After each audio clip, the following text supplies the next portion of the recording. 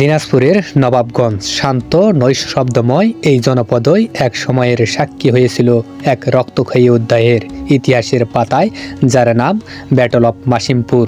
সময়ের গর্ভে প্রায় হারিয়ে যাওয়া এই যুদ্ধ আজও বুক ভরা গৌরব নিয়ে দাঁড়িয়ে আছে বামুনগড় ও জয়পুর অঞ্চলের মাটিতে। মুঘল সাম্রাজ্যের শেষ ভাগ, ইংরেজি শক্তির সম্প্রসারণ আর স্থানীয় জমিদার ও ফৌজদারের ক্ষমতার দ্বন্দ্ব এ সময় উত্তাল হয়ে ওঠে উত্তরবঙ্গ। দিনাজপুরের বিস্তীর্ণ অঞ্চল তখন নিয়ন্ত্রণ করতেন নুরুদ্দিন মোহাম্মদ বাকের জং, এক সাহসী, তেজস্বী ও প্রভাবশালী প্রশাসক। নুরুদ্দিন বাকের জং ছিলেন তখনকার দিনে আইন শৃঙ্খলা প্রতিষ্ঠা, কর সংগ্রহ ও দস্যু দমন কার্যে অত্যন্ত দক্ষ।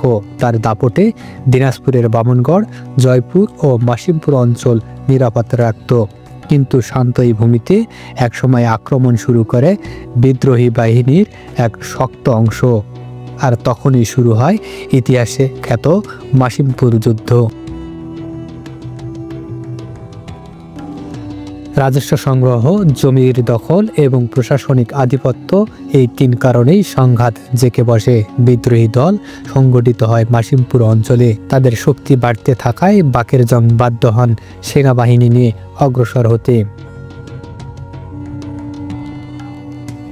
1700 শতাব্দীর মাঝামাঝি এক ভোরে শুরু হয় মুখোমুখি লড়াই।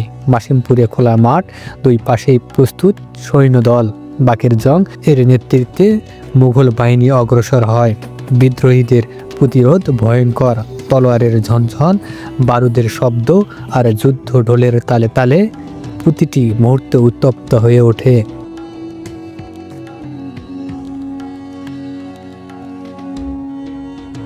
দীর্ঘ লড়াই শেষে বাকের জং জয়লাভ করেন। বিদ্রোহীদের শক্ত ঘাঁটি ভেঙে যায়। এই বিজয়ের মধ্য দিয়ে নবাবগঞ্জ, বামুনগড়, জয়পুর আবার ফিরে পায় স্থিতি এবং প্রশাসনিক নিয়ন্ত্রণ।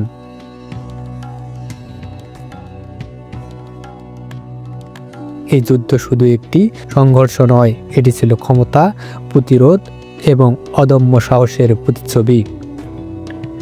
আজ হয়তো সেই যুদ্ধের দুর্গ, প্রাচীর বা অস্ত্র পড়ে নেই, কিন্তু স্থানীয়দের মুখে এখনও গল্প চলে।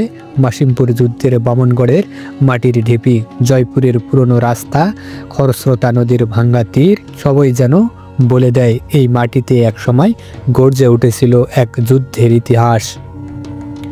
ব্যাটল অফ মাসিমপুর আমাদের স্মরণ করিয়ে দেয় ইতিহাস শুধু বইয়ের লেখা নয়, মাটির গন্ধে, মানুষের স্মৃতিতে আর ত্যাগের মহিমায় টিকে থাকে। নবাবগঞ্জ, দিনাজপুর এই জনপদ তাই শুধু শান্ত গ্রামের নাম নয়, এটি উত্তরবঙ্গের সংগ্রামী অতীতের এক জীবন্ত প্রতিচ্ছবি।